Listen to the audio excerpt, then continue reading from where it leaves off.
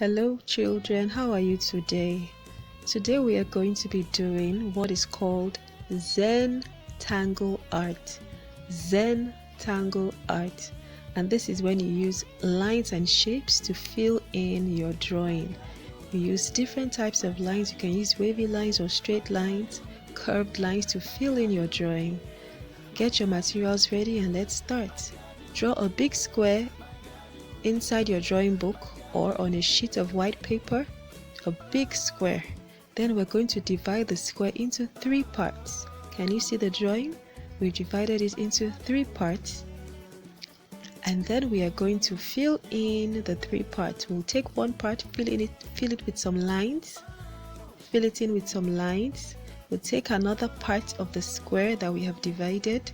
We're going to fill it in with some wavy lines. You can see 2 wavy lines there. And then the third part of the square, we will fill it in with 2 curved lines.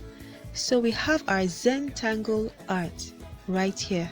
So get your crayons, coloring pencils, color in your work and make it beautiful. So this is our Zentangle art for today. I hope you enjoyed doing it. Write your name on your work and make sure you turn your work in so that I can see it. Well done.